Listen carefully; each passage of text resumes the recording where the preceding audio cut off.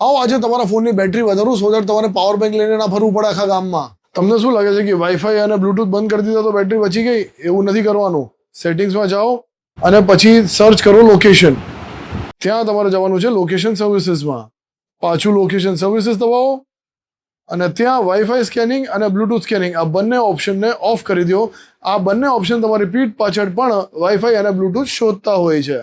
આ જે always on display time દેખાડે છે ને, આ પણ બેટરી ખાય છે. આને બંધ કરી નાખો.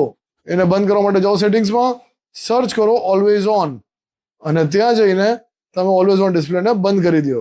ત્રીજી જે સૌથી ખતરનાક વસ્તુ છે એના માટે જવાનું છે સાઉન્ડ્સ એન્ડ વાઇબ્રેશનમાં. પછી જાઓ સિસ્ટમ વાઇબ્રેશનમાં અને ત્યાં આ બધા સિસ્ટમના જે વાઇબ્રેશન્સ છે તમારે ઓફ કરી દેવાના છે. આનાથી તમે જ્યારે પણ સ્ક્રીનને ટચ કરો છો ને જે હાપ્ટિક ફીડબેક મળે છે એની મોટર બંધ થઈ જશે અને બેટરી ડ્રેન થવાનું બંધ થઈ જશે. અને જે મેઇન વસ્તુ ધ્યાન રાખવાની છે, તમારે તમારી આદત સુધારવાની છે. 20% થી નીચે બેટરી ડ્રેન ના થવી જોઈએ. 80% થી વધારે બેટરી ચાર્જ ના કરો, જેથી કરીને તમારી બેટરી સાયકલ એકદમ ઓપ્ટિમમ અને હેલ્ધી રહે.